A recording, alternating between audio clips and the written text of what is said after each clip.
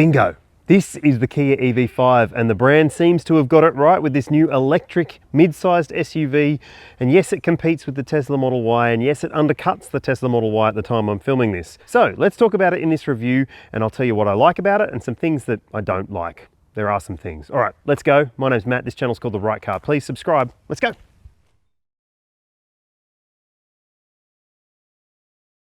There are three different grades of the EV5 available in Australia. The entry-level version is called Air. It is a front-wheel drive electric vehicle and it has the choice of either the standard range model, which has 400 kilometers of EV driving range. It's the one that undercuts the Tesla Model Y on price. The drive-away price is actually pretty attractive for that model. But if you need or want extra driving range, you can get an extra 155 kilometers of EV range, but no more power and no more torque, and that means more weight, but it does add $7,000 to the equation. So that one might be ideal for fleet buyers who are looking for an electric vehicle with a little bit of extra EV driving range. And even that entry-level version does come pretty comprehensively equipped when it comes to standard gear. You're getting LED lights all around the car, LED daytime running lights as well. There's also 18-inch alloy wheels, and on the inside, it gets things like a fake leather interior trim with cloth bits as well. There's a heated driver's seat with a massage function, which is fantastic for a base model car. There's also a pair of 12.3-inch screens with some decent tech on offer and plenty more besides that. Above that Air long-range model is the Earth, and it's all-wheel drive because it adds an electric motor at the rear axle as well, and that means that it has 44% more power and 55% more torque than the entry-level version. So if you like driving, I would recommend that maybe the Earth all-wheel drive could be the better choice for you, and if you need all-wheel drive, it's definitely a better choice. And it does have a few extra features for the extra money as well, including 19-inch alloy wheels. It also has a full fake leather interior trim with the choice of a dark finish or the creamy finish that you can see in this particular vehicle. There's vehicle to load charging. You get the adapter included at this price point, and you also get a power tailgate as well, plus all-wheel drive, as I said. And if you want the sportiest version, well, the sportiest looking version, the GT line will be the one for you. It gets different front and rear bumpers. It also gets different wheels and a different interior trim with a two-tone finish. You can get it with a two-tone look on the outside as well, and it can come with a sunroof included with the two-tone pack, which is new for Kia. They used to be able to either give you a sunroof or two-tone paint. Now you can get both, and it comes as standard with the sunroof, so that's cool as well. It also gets things like a fingerprint scanner module, heated and cooled storage on the inside, an augmented reality head-up display, remote smart parking assistance, as well as the blind spot view camera system, and a very clever shelving system in the boot. So I reckon, honestly, the GT line has the best spec you can get, but it's $76,000 drive away, so it's also pretty expensive. What else could you consider? Let's talk about some alternatives. If you don't need or want a boxy SUV like this, if you want that coupe swoopy profile, well, go and have a look at the Skoda Enyaq. It is a terrific vehicle. I would choose the base model. I think it stacks up beautifully because it's rear wheel drive, so it's more fun to drive than the front wheel drive version of this. And it also has plenty of power, plenty of torque, and plenty of EV driving range. 570 Ks for that entry-level version, more than 700 if you're driving in the city, in fact. So it could be a really great alternative to this, and it's a pretty decent price point as well. But hey, I can understand if you're thinking, well, I want all-wheel drive. The RS version pushes the price maybe a little bit too far up. There's a reason that lots of people buy the Tesla Model Y. The price is right. It's very, very practical, and hey, everyone else has one, but if you don't mind that, it might be perfect for you. It's got plenty of space, big boot area, big back seat, big technology, and a big glass roof as well. And like, I don't love some of the controls in there, and I don't love the way it drives, but I can't argue against the value on offer in the Model Y range. So you could choose either of those, or you could wait for my review of the Leapmotor C10. There are two versions available, both going to start under $50,000 with plenty of standard spec, or maybe even the Xpeng G6, which is coming very soon and starts under 60 grand with plenty of features as well. Which one will it be? Let me know in the comments.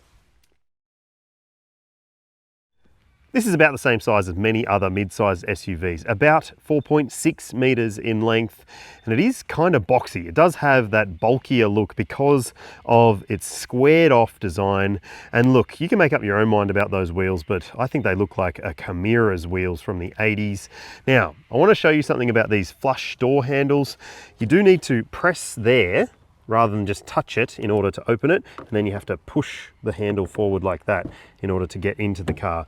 I don't like those handles, and I also don't like the fact that the rear doors don't have little unlockers on them, because if you're a parent, you'll understand that would be handy. So you could just put your kid in and out before you have to touch the front door. I know it's just an extra meter, but every meter counts, right?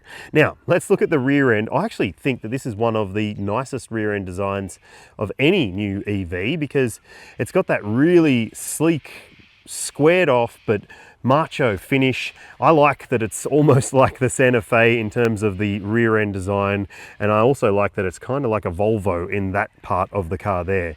Now let's take a look in the boot and see what we are working with. This one is the mid-spec, so it does get the electric tailgate. You don't get that in the base model. And look at how much space you've got in the back here. This is a very, very practical mid-size SUV in terms of the cargo capacity. You'll see the figure on your screen, and it's not just that. There's actually some really clever elements to this rear end design. So you've got these little hooks on the side, which you can move around. If you don't want that hook there, then you can move it to wherever you want it. Basically, it's designed to be a shopping bag hook or something like that. You've got a little storage tray up the top there. You've got those hooks on the side and that storage tray as well. There's another little box there for more storage. Same on that side. More little hooks down below. And in the back, you've got a vehicle to load charging port. Yep, a decent little power point there. More storage there and more storage there. And let's see what's under here. Well, surprise, surprise, there's more storage available. And what's under here? Yes, more storage. And that means no spare. And that is maybe the biggest issue with this car for a family vehicle customer in Australia. And hey, there's also the very, very clever GT line boot area, which I'll show you some shots of now. It has basically a shelf system in the back, which makes things even more usable. But there's something I need to show you at the front of the vehicle as well, because it has a front storage section. And yeah, it's also got a little button on the key so you can open the bonnet. Let's see if it works. There we go. And all versions come with a frunk, which is handy. And just have a look at the amount of space. Yes, you can see your tyre mobility kit is in there. Some other items as well. You can put your charge cables and so forth in there.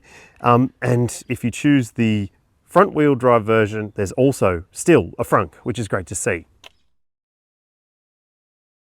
Okay, if you've sat in a Kia EV9, this is going to feel relatively familiar to you, but if you haven't, welcome to the Kia EV5, where it is a very nice place to be for the most part. Now, let's talk about some of the good bits. Well, you've got this 12.3-inch digital instrument cluster up here, which has a level of configurability to it. You can jump through some menus on the screen there using the controls on the steering wheel.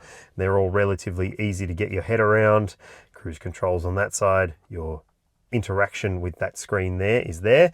You've also got some other controls here for your audio stuff. If you're wondering, down there is your selector, your gear shifter, and also your start button. So you'll press that one to turn it on, twist it forward to go into drive, backwards to go into reverse. And the steering wheel also houses your drive mode selector. So you hit the button there and you can adjust it, and you get different designs as well based on the mode that you choose. So that is a pretty nice bit of tech, and if you're wondering what that little doover there is, that's a driver monitoring camera system. So it looks at your eyes to make sure that you're not distracted. It can be very annoying. And also, you've got relatively conventional stalks, which is a plus, and you've got paddle shifters on the sides of the steering wheel as well. They can adjust your regen braking, so you can make it more aggressive if you want. As you'll see on the screen there, if I press the plus button, I can make it all the way up to I pedal, which is a single pedal driving mode. yeah, so it's cool to see that those are integrated into the steering wheel setup. And this 12.3-inch media screen is also a pretty good unit. It's got wireless Apple CarPlay and Android Auto. It's quick to respond. I haven't had any failures with it over the time I've been in the car. And there's also a pretty simple menu design in the main menus setup. So you've got connected services as well, so that can tell you what the weather is like because it's connected to the internet and the cloud, and there's clouds, unfortunately. And there's also a bunch of other features. You can set up a calendar as well. You can also take a look in here at your EV information. So yes, you can see what's happening, what the system is doing, how much power it's using, and you can also jump into your history and see how efficient you have or haven't been. You can set charge timers if you wish as well and change some of the settings there as well. And then there's another settings screen as well if you want to adjust some of the driving characteristics and so forth. And look, you'll need to get used to this screen because it does have a depth of information. There's also a sat-nav system built in, and I think it's a pretty decent system personally. I don't use sat-nav all that often, but it's pretty easy to get your head around this one if you want to use it. And there's also a climate panel here as well, so you can adjust the fan control speed there. It is in a bit of a strange spot, so if you don't like using those buttons up there, you can use the toggles down here instead. So that just adjusts the fan speed using that button there. You can also adjust the dual zone temperature up there as well using these toggles, and I like the fact that they are up and down rather than just up or down, which is kind of cool. You've got a volume dial there as well, which is handy. And yeah, I think that generally it is a pretty nicely laid out design in terms of this infotainment screen, although these buttons here are quite easy to bump. They're sort of like a semi-haptic button, so you can press on that panel. So that will take you back to your media display, and you can also jump into the search function here if there's something that you're looking for on a map, or yeah, just go home if you want to. And like, I think they're a little bit annoying because you can, if you rest your wrist there to touch the screen, you can bump them, and that can be frustrating. Down there, you've got a couple of USB-C ports, one to connect up to the screen if you wish, but you don't need to. It does have wireless Apple CarPlay, and there's also a 12-volt port in there as well. Nicely hidden away, I reckon. Up here is another really handy little feature. That's a little bag hook, so you could put your handbag on there if you've got skinny straps or maybe just a shopping bag. Nice. And over here, there's a glove box with some books inside. I love this finish on the dashboard and these angles. It looks fantastic. And there's also a bottle holder in the door there. Now, in between the seats, there's a pretty big storage area down here, but the perfect spot for a wireless phone charger, but it doesn't have one, as I've made clear. That's annoying. And down below there, there's another storage tray as well.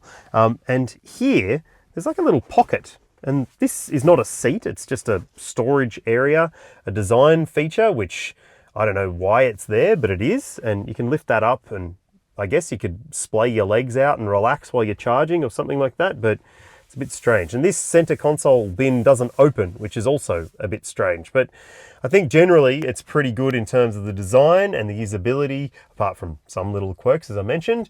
You've got vanity mirrors with illumination as well. There's an auto dimming rear view mirror, and up there are some of the buttons for your connected services and your lights and so forth as well.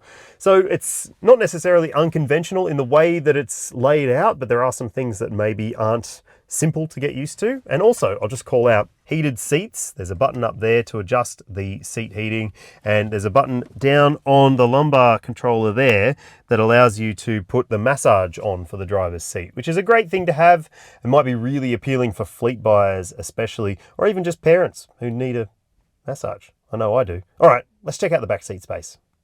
Okay, it is a mid-size SUV, but it still has plenty of space. Like most other EVs in this segment though, you do have a bit of a knees up position because of the battery pack being underneath the floor. You can stretch your legs out a little bit though, and you can fit them in underneath the driver's seat too. Look, this seat is set for me at 182 centimeters or 6 foot tall. And yeah, look how much headroom I've got. This is a tall bodied vehicle, plenty of space in here. If you're freakishly tall, I reckon you'll still fit in the back, which is good to know. There's a flip down grab handle here with a little coat hook. You've got a light in the back as well, which is very bright, but it's not over the sides. And I know that some people prefer it to be over the sides for reading at night or just getting a kid in or whatever. So that's something to consider. If you're wondering about your vents, well, yes, you do have directional air vents built into the pillars, which is really handy. That's nice for getting face height ventilation, but you don't have any down between the seats. Now, speaking of down between the seats, there is something else down here, a little storage drawer, which is actually pretty handy. And in the top spec model, you get that heated and or cooled. So you can choose whether it's heating or cooling something for snacks on the road, which is pretty cool. Now, on the back of the seats, you've also got USB-C ports. There's map pockets on both seats. If you choose the GT line grade, I'm going to show you what you get. This handy little tray table on the back of the seat. It's only on the back of the passenger seat, but that's still pretty handy. And speaking of on the backs of the seats, you can also hang a coat there, which is kind of handy.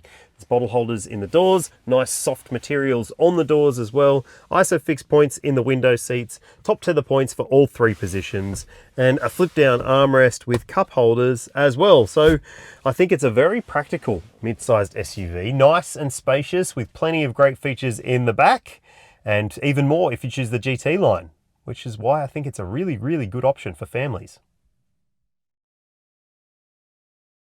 Like most EVs, there's not actually that much to show you under the bonnet apart from the storage area, which I already did. And look, there are two different powertrain options available in this lineup. The Air model comes with a 160 kilowatt, 310 Newton meter single electric motor at the front axle, and it's got a single speed transmission as well. And that is not necessarily very powerful, but it's going to be fine for fleets and stuff like that, I would say. If you're a family car buyer and you need or want all-wheel drive, well, it might be worth stepping up to the Earth or waiting for the GT line to arrive. They have so much more power and torque. They have the bigger battery pack as standard as well. You can get that as an optional extra if you want to choose the Air version. But look, I think that the power and torque here is plenty, and so is the performance. So the 0 to 100 times, there's 4 different numbers that you need to consider. You'll see them on your screen now for the Air models. And yeah, because it's the longer range version, it gets the heavier battery pack, so it's slower.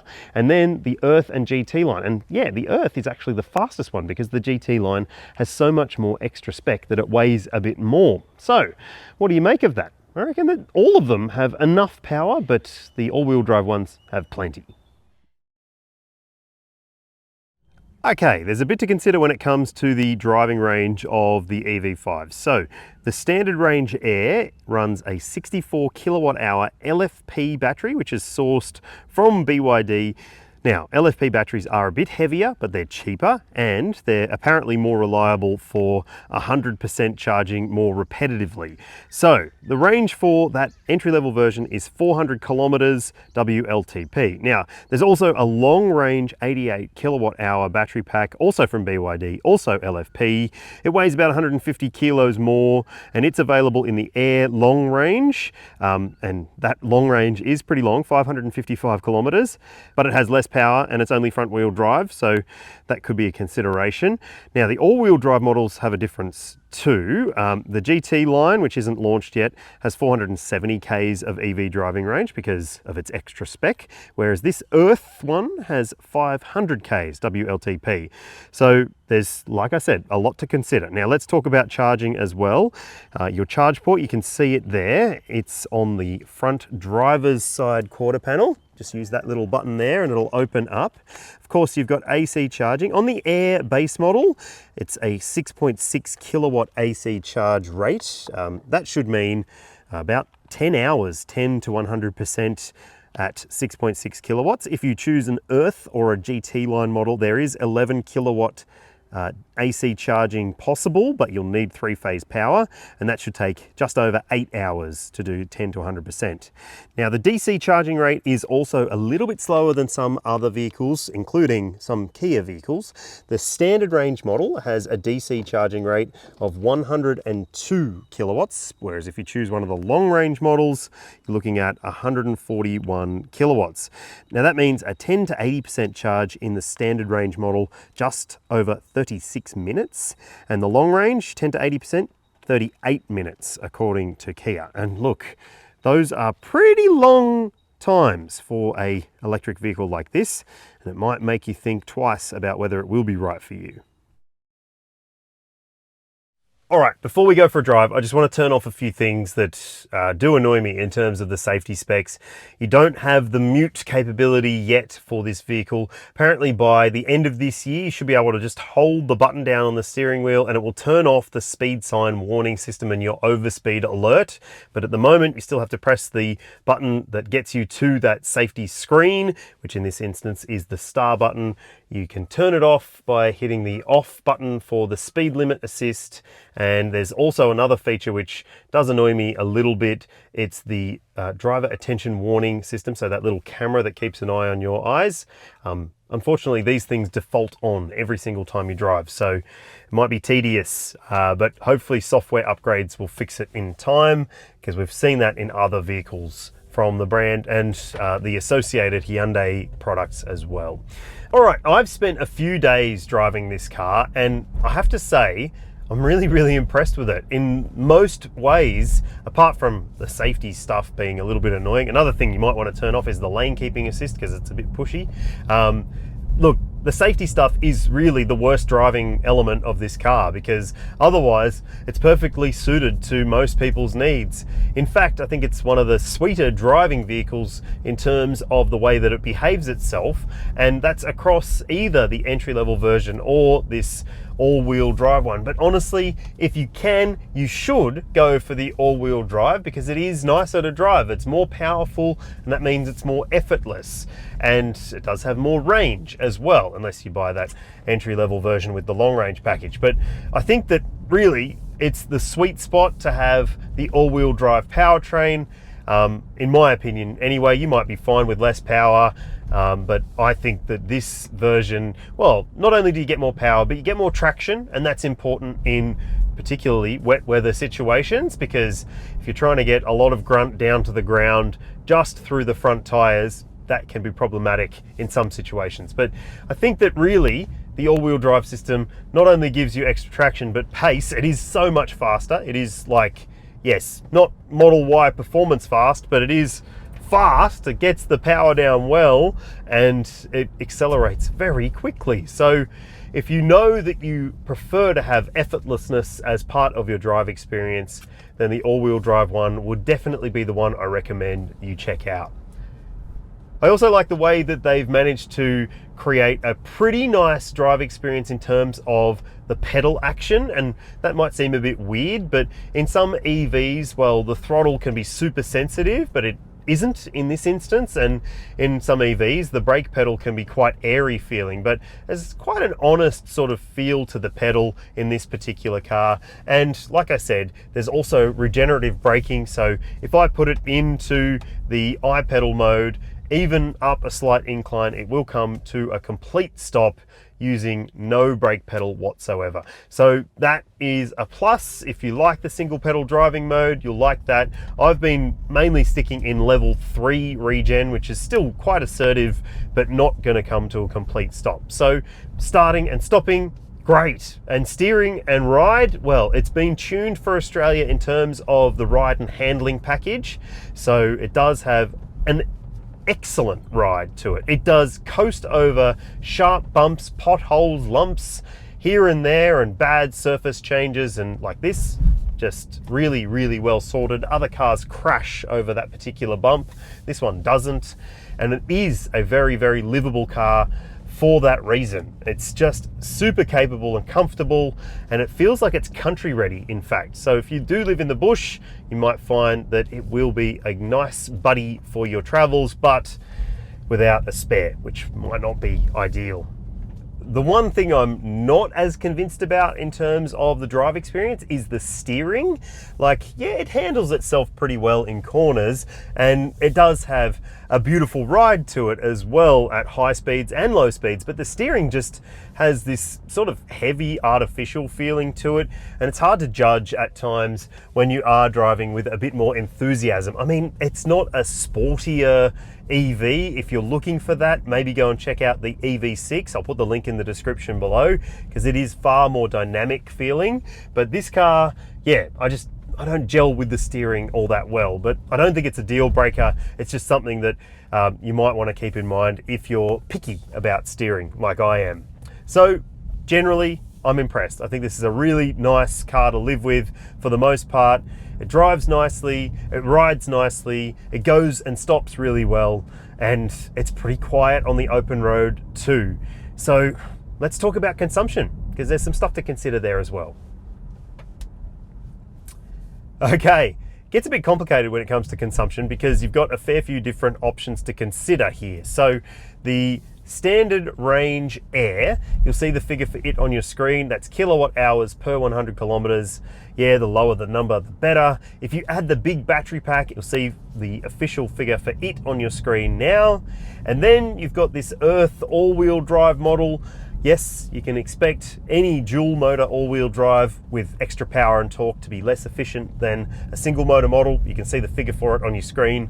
And then again, there's the GT line, which is less efficient again because it's heavier, it's got more spec. So look, I think that you'll make up your own mind as to which one you think is the fit for you. But if you're wondering what I've seen across my time in this car, I'll put the number on your screen, and I was okay with that. That was in the all-wheel drive model, but I also drove the Air front-wheel drive version, and look, I saw a pretty phenomenal number in it in a mix of stop-start driving, including as low as 14.9 kilowatt hours per 100. So for business buyers, for those who are eco-conscious, those who drive gently, that's the sort of figure that you'll be able to get.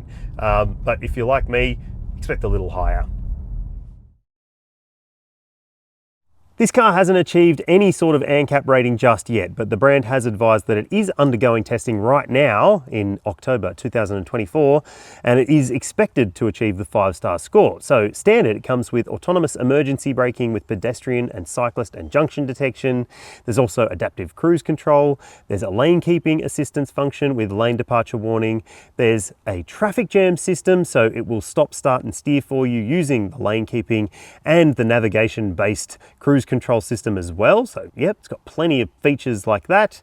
It's also got blind spot monitoring. Rear cross traffic alert is standard too. You get a reversing camera and parking sensors on all grades, but you have to step up to the GT line if you want the best safety stuff you can get. Things like a surround view camera, which should be standard on an SUV like this in my opinion, especially at the price. And there's also a parking collision avoidance assistance feature in that top spec model, which will basically brake the car if it thinks you're going to run into something or someone, whether you're going forwards or backwards. And there's that blind spot view camera system, which is offered in the top spec version only. It's really surprising that Kia continues with this mindset that, well, if you pay more, you should get all the safety spec, but if you're not as rich, you don't get to have as safe a car. I don't like that personally. Now, when it comes to airbag coverage, there's dual front, front side, front center, and full length curtain coverage. So it's covered in that regard, literally. Kia Australia offers a 7-year unlimited kilometre warranty for private car buyers, but if you're a business buyer or you're buying for fleet, that is limited to 7 years and 150,000 kilometres. That's the same level of cover you get for the battery pack, which is less than most other rivals, which have 8 years and 160,000 Ks. Now, the brand is offering a prepaid service plan availability for this vehicle. 3, 5 or 7 years of servicing you can prepay if you wish, and you need to keep in mind that your service intervals are a bit more needy for this EV than most other EVs. In fact, 12 months and 15,000 Ks, which, well, makes other vehicles seem positively great in terms of the longevity between intervals. Some of them have like 2 years and 30,000 Ks between services. This car requires you to go back to the dealership a bit more often, and that might annoy you. Now, there's also 7 years of roadside assist included, which probably won't annoy you. So has Kia had a bingo moment with this vehicle? Well, it's close, I have to say, but I think that there still are some spec anomalies which make it a little bit less appealing than it could be. The fact that you have to spend 76 grand to get a wireless phone charger and a surround view camera in 2024 is yeah, not ideal in my opinion. But tell me what you think in the comments section below. Could you work with those limitations? Would you be okay with the charging rates on DC? Because I know they are a little bit slower than some other rivals. I'd love to hear your thoughts. If you haven't already, please like, subscribe and ring the bell, and I'll see you when I see you.